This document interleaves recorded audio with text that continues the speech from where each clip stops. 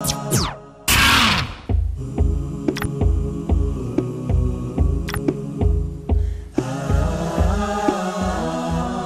will not ask me on the day of judgment, is Osama bin Laden a terrorist or not? That is not my basis to pass the examination. That do you agree Saddam Hussein is a terrorist or not?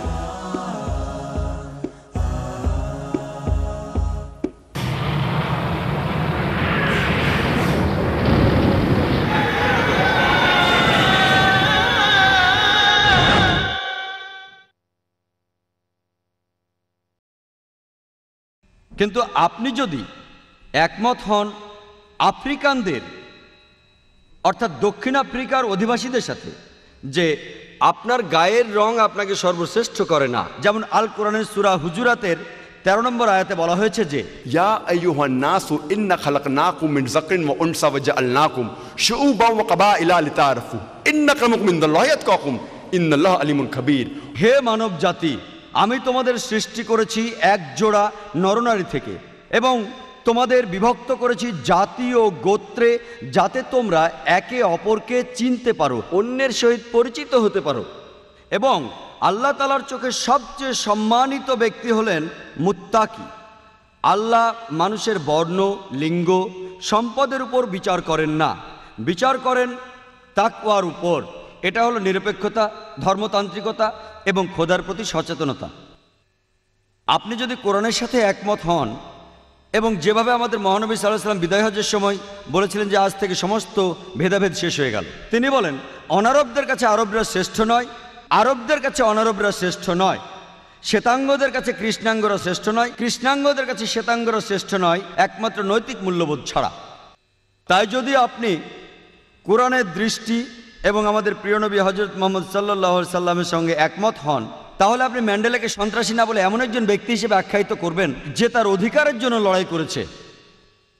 তাই কোনো ব্যক্তি যদি আরেক ব্যক্তিকে কোনো স্তরে ভাগ করতে চায়, তবে তাকে অবশ্যই এর যথাযথ কারণ দেখাতে হবে। ইসলামে আলোচিত ভুল ধারণাগুলোর মধ্যে দ্বিতীয় আলোচ্য বিষয়টি হচ্ছে জিহাদ।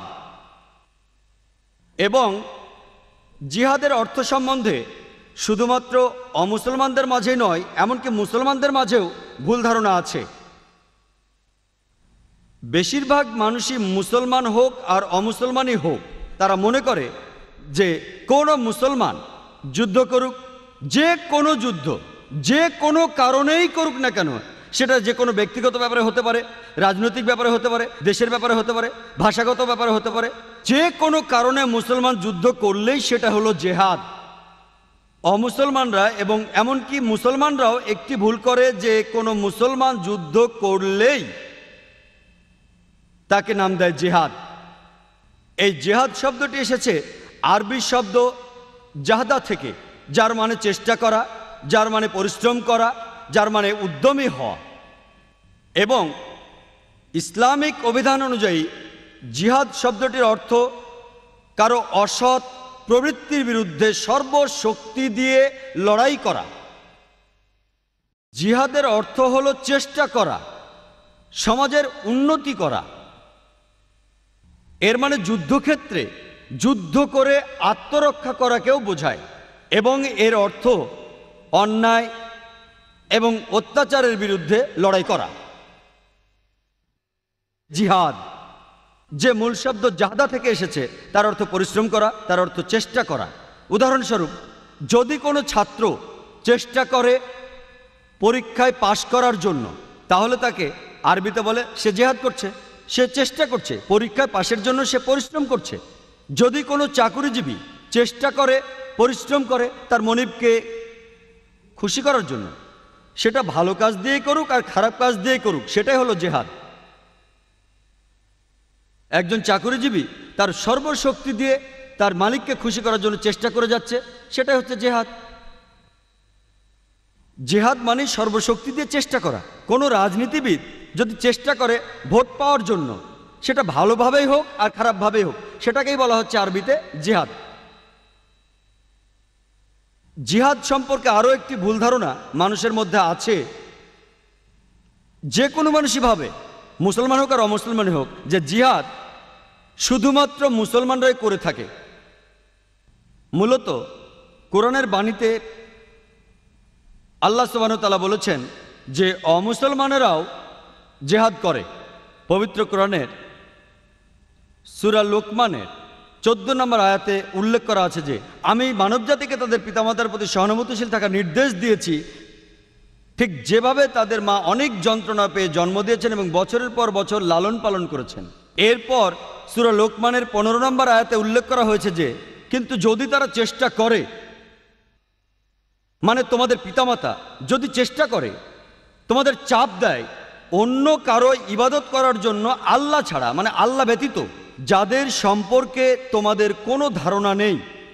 কোরআনে আছে যদি তোমাদের পিতামাতা তোমাদের চাপ দেয়, চেষ্টা করে, জিহাদ করে, আল্লাহ ছাড়া অন্য কারো ইবাদত করানোর চেষ্টা করে, তাহলে তাদের অমান্য করো।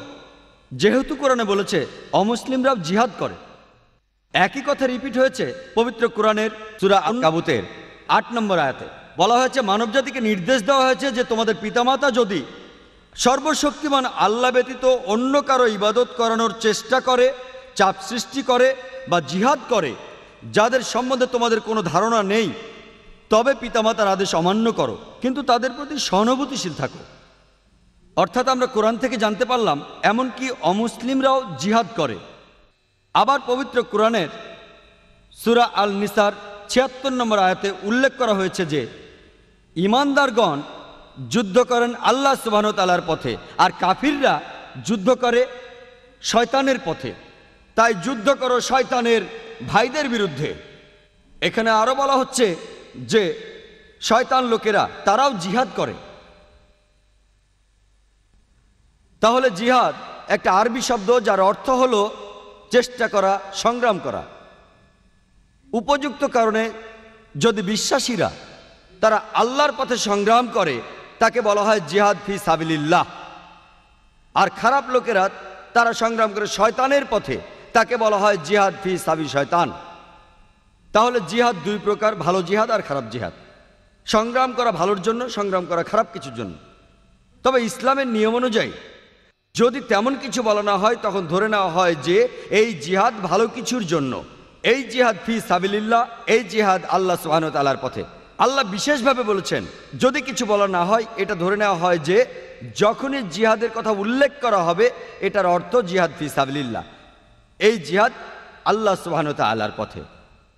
আরও একটা ভুল ধারণা আছে, বেশিরভাগ মানুষই হোক সে মুসলিম বা অমুসলিম, তারা মনে করেন যে জিহাদ মানে পবিত্র যুদ্ধ। সত্যি বলতে কি, যদি আপনি কোরআন পড়েন, পবিত্র যুদ্ধ শব্দটা কোথাও লেখা নেই পবিত্র কোরআনে। আপনি কোথাও পাবেন না পবিত্র যুদ্ধ শব্দটি, একটি সহিহ হাদিসও পাবেন না যেখানে এই কথাটি বলেছেন হযরত মুহাম্মদ সাল্লাল্লাহু আলাইহি ওয়াসাল্লাম।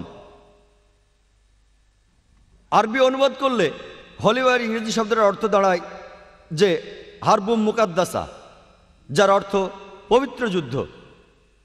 এই শব্দটা কোথাও উল্লেখ নেই পবিত্র কোরআনের, কোথাও উল্লেখ নেই, একটি হাদিসেও নেই হযরত মুহাম্মদ সাল্লাল্লাহু আলাইহি সাল্লামের। এই শব্দটা পবিত্র যুদ্ধ প্রথম ব্যবহার করেছিল ওরিয়েন্টালিস্টরা যখন তারা বই লিখতে শুরু করলো ইসলামের উপর।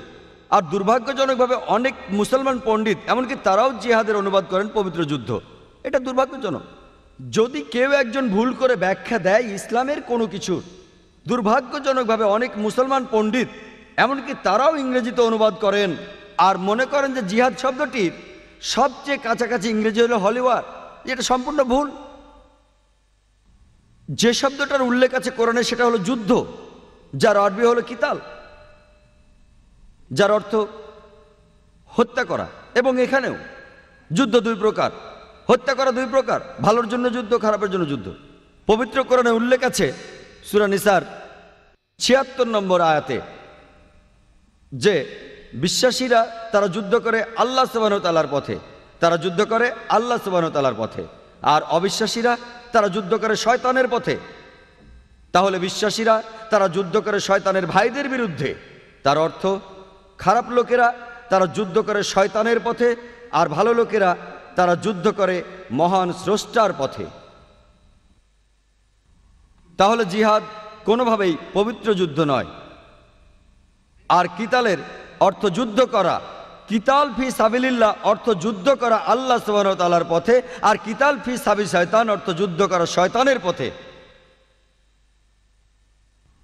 জিহাদ শব্দটা কোরআনে উল্লেখ করা হয়েছে অনেকবার বিভিন্ন প্রসঙ্গে।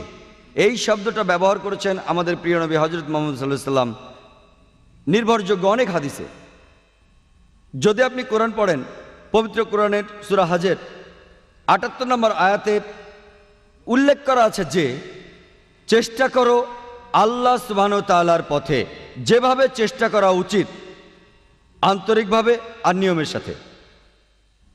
চেষ্টা করো আল্লাহ সুবহানাহু ওয়া তাআলার পথে আর যেভাবে তোমার চেষ্টা করা উচিত। পবিত্র কোরআনের সূরা তাওবার ২০ নম্বর আয়াতে উল্লেখ আছে যে সেই সব বিশ্বাসীদের জন্য যারা হিজরত করে আর চেষ্টা করে শক্তি আর বুদ্ধি দিয়ে আল্লাহ সুবহানাহু ওয়া তাআলার পথে, তাদের শরীর, সম্পদ আর সম্পত্তি দিয়ে। এই লোকগুলোই হচ্ছে তারা যারা সর্বোচ্চ পুরস্কার পাবে পরবর্তী জীবনে, জাহান্নামের আগুন থেকে তারা মুক্তি পাবে। এর অর্থ হচ্ছে এখানে বলা হয়েছে যে সেই সব লোক যারা হিজরত করে, তারা যদি সংগ্রাম করে, যদি জিহাদ করে, যদি চেষ্টা করে সর্বশক্তিমান আল্লাহর পথে, ভালো কাজ করে, যাবতীয় সম্পদ দিয়ে, স্বাস্থ্য দিয়ে, অর্থ দিয়ে, সময় দিয়ে, এই লোকগুলো সর্বোচ্চ সম্মান পাবে পরবর্তী জীবনে এবং তারা বেহেশতে যাবে।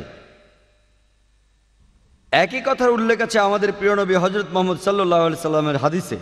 সহিহ বুখারীর ৪র্থ খণ্ডে ৪৬ নম্বর হাদিসে আমাদের প্রিয় নবী হযরত মুহাম্মদ সাল্লাল্লাহু আলাইহি সাল্লাম বলেছেন যে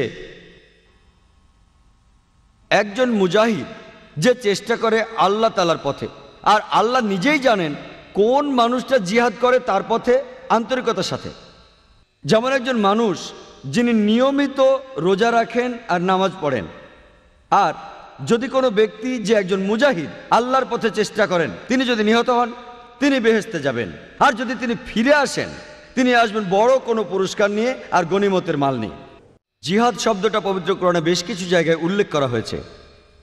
আল্লাহ সুবহানাহু ওয়া তাআলা কোরআনের সূরা আনকাবুতের ৬ নম্বর আয়াতে বলেছেন, সেখানে আছে যে চেষ্টা করো আল্লাহ সুবহানাহু ওয়া তাআলার পথে, যেভাবে তোমার চেষ্টা করা উচিত। কিন্তু আল্লাহ সুবহানাহু ওয়া তাআলার কোনো অভাব নেই। তার মানে তুমি যদি চেষ্টা করো আল্লাহ সুবহানাহু ওয়া তাআলার পথে, তুমি নিজের জন্যই চেষ্টা করছো, কারণ আল্লাহ সুবহানাহু ওয়া তাআলা সৃষ্টিকর্তা, তার কোনো অভাব নেই। এটা নির্দেশ করছে যদি আপনি চেষ্টা করেন সর্বশক্তিমান স্রষ্টার পথে, সেটা আপনার নিজের ভালোর জন্য। এটা সর্বশক্তিমান স্রষ্টার ভালোর জন্য নয়, কারণ তিনি তার সৃষ্টির কোনো কিছুর উপর নির্ভরশীল নন, তিনি স্বনির্ভর, অন্য কারো সাহায্যের তার প্রয়োজন নেই। যদি আপনি চেষ্টা করেন, এখানে বলা হচ্ছে সেটা আপনার ভালোর জন্য। আল্লাহ পবিত্র কোরআনের সূরা তাওবার ২৪ নম্বর আয়াতে উল্লেখ করেছেন যে কুল ইন কানা আবাউকুম, যদি সে তোমার বাবা হয়, ওয়া আবনাউকুম, অথবা তোমার সন্তান, ওয়া ইখওয়ানুকুম, অথবা ভাই, ওয়া আজওয়াজুকুম, অথবা তোমার সঙ্গী, স্বামী বা স্ত্রী, ওয়া আশিরাতুকুম, অথবা আত্মীয় স্বজন, ওয়া আমওয়ালুন ইখতারাফতুমুহা, ওয়া তিজারাতুন তাখশাউনা কাসাদাহা, ওয়া মাসাকিনু তারজাউনাহা, যে সম্পদ তুমি জমিয়েছো, যে ব্যবসা তুমি পরিচালনা করো, যে ঘরে তুমি বাস করো।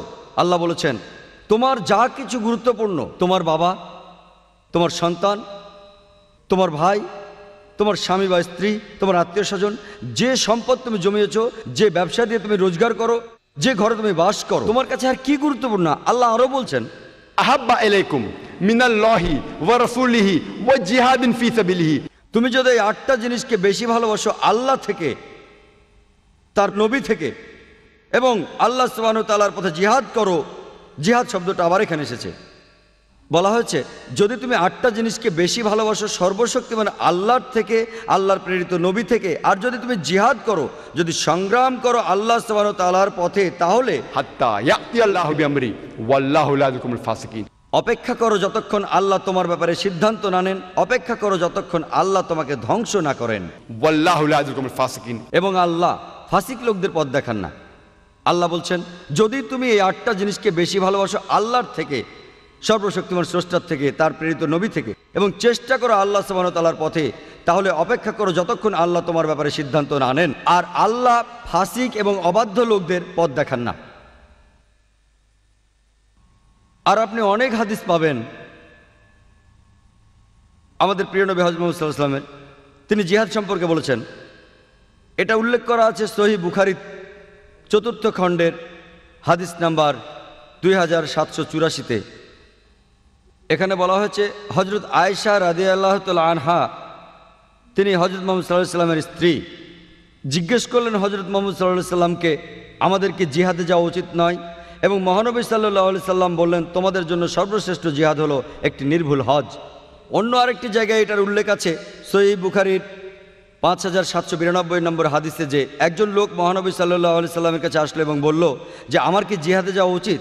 আর এখানে জিহাদ সংগ্রাম করা বলতে বোঝানো হচ্ছে খারাপ লোকদের বিরুদ্ধে যুদ্ধ করা।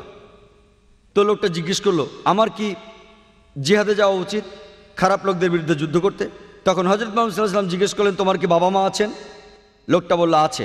মহানবী সাল্লাল্লাহু আলাইহি ওয়াসাল্লাম বললেন, তোমার জন্য সর্বশ্রেষ্ঠ জিহাদ হলো তোমার বাবা মায়ের সেবা করা।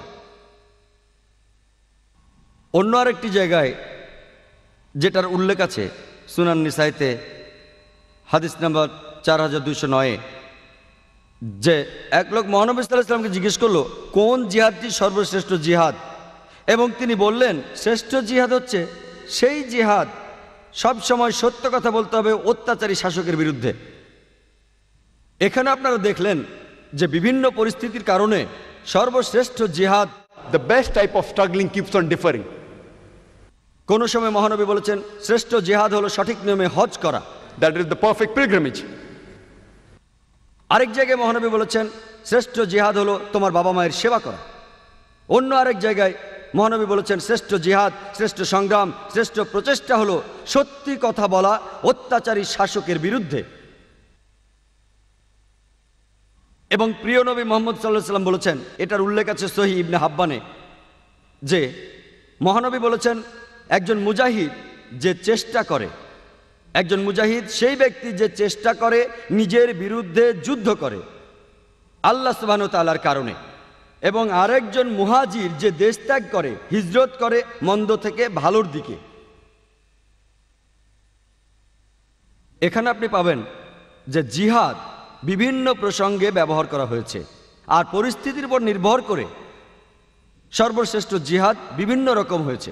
তাহলে জিহাদ সম্পর্কে ধারণা পেতে গেলে আপনাকে পড়তে হবে ইসলামের ধর্মগ্রন্থগুলি, অর্থাৎ পবিত্র কোরআন এবং সহিহ হাদিস মহানবী সাল্লাল্লাহু আলাইহি সাল্লামের।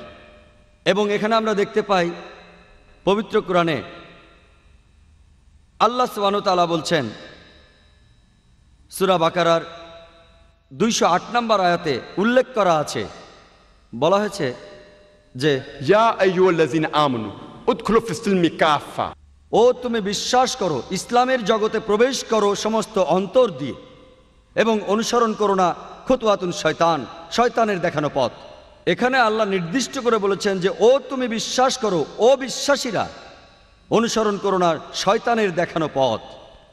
অনেক জায়গায় কোরআন বলছে শয়তানকে অনুসরণ করো না, কিন্তু এখানে আল্লাহ বলছেন অনুসরণ করো না শয়তানের দেখানো পথ। এখানে কি কোনো পার্থক্য আছে শয়তান আর শয়তানের দেখানো পথের মধ্যে? কেন আল্লাহ সুবহানাহু ওয়া তাআলা শব্দগুলি বদলালেন?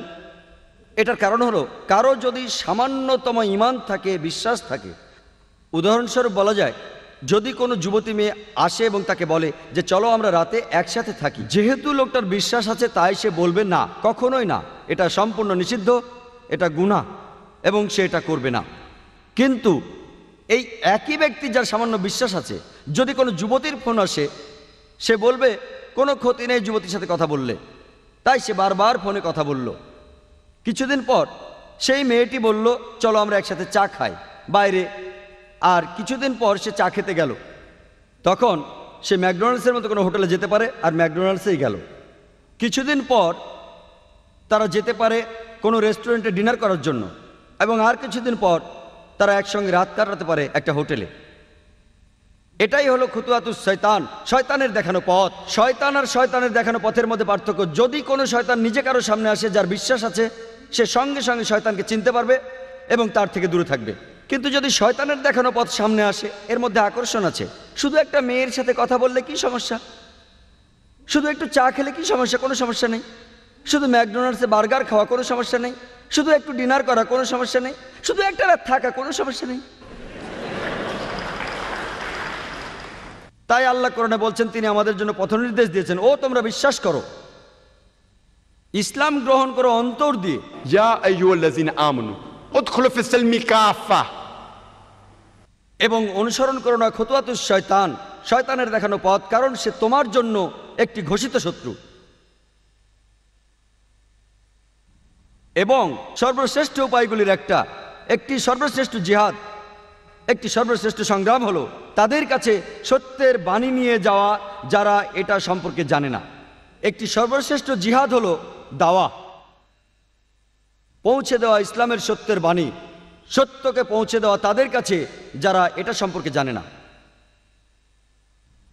এবং আল্লাহ পবিত্র কোরআনে সূরা আল ইমরানের 110 নম্বর আয়াতে উল্লেখ করেছেন যে, कुन्तुम खैरा उम्मतिन उखरिजत लिन्नास। ও মুসলমানেরা, তোমরা সমগ্র মানব জাতির মধ্যে সর্বশ্রেষ্ঠ। আল্লাহ আমাদের সম্মান দিয়েছেন এবং বলছেন মানব জাতির মধ্যে শ্রেষ্ঠ। কোনো সম্মানই দায়িত্ব ছাড়া আসে না। আল্লাহ আরো বলছেন এবং আমাদের দায়িত্ব দিয়েছেন, ता'मुरूना बिल मारूफ व तनहौना अनिल मुनकर व तु'मिनूना बिल्लाह। কারণ তুমি উৎসাহিত করো ভালো কাজে, নিষেধ করো খারাপ কাজে, আর তুমি আল্লাহকে বিশ্বাস করো। যে কারণে আল্লাহ সর্বশক্তিমান আমাদের মানব জাতির মধ্যে শ্রেষ্ঠ বলেছেন, সেটা হলো আমরা মানুষকে ভালো কাজে উৎসাহিত করি, খারাপ কাজে নিষেধ করি। যদি আপনি উৎসাহিত না করেন ভালো কাজে এবং যদি কোনো ব্যক্তিকে নিষেধ না করেন খারাপ কাজ করতে, সে মুসলমান বলে ডাকার যোগ্য নয়, সে এই নামে ডাকার উপযুক্ত নয়। খায়রা উম্মা, যারা মানুষের মধ্যে সর্বশ্রেষ্ঠ। তাই যে কারণে আমাদের এই সম্মান দেওয়া হয়েছে তা হলো ভালো কাজে মানুষকে উৎসাহিত করা এবং খারাপ কাজে নিষেধ করা। আর আমি শুরু করেছিলাম পবিত্র কোরআনের একটি আয়াত দিয়ে। সূরা ইসরার 81 নম্বর আয়াতে উল্লেখ আছে যে, वकुल जाल हक व ज़ाकल बातिल इन्नल बातिल काना ज़हूका। যখন সত্যকে মিথ্যের মতো শোনায়, মিথ্যে ধ্বংস হয়, কারণ মিথ্যে তার নিজের কারণেই নিজে ধ্বংস হতে বাধ্য। এটা একটা কর্তব্য প্রত্যেক মানুষের জন্য। তার উচিত হবে সত্যটা পৌঁছে দেয়া তাদের কাছে যারা এটা সম্পর্কে কিছুই জানে না। এটাই কারণ একটি প্রধান শর্ত, যে কোনো মানুষের বেহেশত পেতে হলে কিছু শর্ত পবিত্র কোরআনে সূরা আল আসরের 1 থেকে 3 নম্বর আয়াতে উল্লেখ করা হয়েছে যে, वल अस्र इन्नल इंसाना लफी खस्र इल्ला लज़ीना आमनू व अमिलु सॉलिहाति व तवासौ बिल हक़्क़ि व तवासौ बिस सब्र। সময়ের সাথে সাথে সব কিছুই হারিয়ে যাবে, শুধু থাকবে যাদের বিশ্বাস আছে, যারা ভালো কাজ করে, যারা মানুষকে সত্যের পথে নিয়ে আসে এবং যারা মানুষকে ধৈর্য ও অধ্যবসায়ের পথে নিয়ে আসে। শুধুমাত্র বিশ্বাস আপনাকে বেহেশতে নিয়ে যেতে পারে না, বিশ্বাসের পাশাপাশি আপনাকে ভালো কাজ করতে হবে, মানুষকে সত্যের পথে নিয়ে আসতে হবে এবং মানুষকে ধৈর্য আর অধ্যবসায়ের পথে আনতে হবে। যদি এর কোনো একটি শর্ত পূরণ না হয়, সাধারণ অবস্থায় কোরআনের আয়াত অনুযায়ী আপনি প্রবেশ করতে পারবেন না জান্নাতে, আপনি পাবেন না বেহেশত। এবং আজকে আমরা দেখি যে আন্তর্জাতিক মিডিয়া, হোক সেটা স্যাটেলাইট টিভি চ্যানেল, হোক সেটা খবরের কাগজ, হোক সেটা কোনো ম্যাগাজিন, আপনি দেখবেন যে ইসলামকে তোপের মুখে রাখা হয়েছে। এমনকি ইন্টারনেটেও বহু মিথ্যে খবর আছে ইসলাম সম্পর্কে। এবং আমি ব্যক্তিগতভাবেও রিচার্ড হেন্ডসের মন্তব্যের সাথে একমত, যিনি আমেরিকার কনসাল জেনারেল চেন্নাইতে। তিনি বলেছিলেন যে আমেরিকান জাতি কখনো ইসলামের বিরুদ্ধে নয়। আমি তার সাথে একমত। আমি বেশ কয়েকবার আমেরিকা গিয়েছি। আমেরিকার সমস্ত লোকজন আমি তার সাথে একমত। আমেরিকার সমস্ত লোকজন ইসলামের বিরুদ্ধে নয়। আর একই কথা আমি ইন্ডিয়ান ভাইদের বলছি যে ইন্ডিয়ান হিন্দুরা সবাই ইসলামের বিপক্ষে না, তারা বিপক্ষে না। আমাদের অনেক হিন্দু বন্ধু রয়েছে, কোনো সমস্যা নেই। এটা হতে পারে ছোট্ট একটা দল ইন্ডিয়ানদের, নিজেদের সুবিধার জন্য তারা ইসলামের নিন্দা করে। এটা হতে পারে ছোট্ট একটা দল ইউরোপিয়ানদের, নিজেদের লাভের জন্য তারা চেষ্টা করে ইসলামের নিন্দা করতে, তাদের নিজেদের ব্যক্তিগত কারণ। কিছু মানুষ কারণ তারা ক্ষমতা যেতে চায়। এটা একটা সহজ ভোট ব্যাংক, দুই ধর্মের মানুষকে আলাদা করে রাখা। কিছু মানুষ রাষ্ট্রপ্রধানের ভুলগুলোকে নিয়ে যায় অন্য পথে, তার চিন্তাটাকে অন্যদিকে নিয়ে যায়, অন্য আরেক ঘটনা তৈরি করে ইসলামকে তোপের মুখে রেখে। তাই আমি মেনে নিচ্ছি যে সব মিলিয়ে আমেরিকান জাতি ইসলামের বিপক্ষে না, সব মিলিয়ে ইন্ডিয়ান অমুসলিমরা ইসলামের বিপক্ষে না। এটা শুধুমাত্র হাতে গোনা কয়েকজন, আর এই কটা লোকই মিডিয়াকে কন্ট্রোল করছে।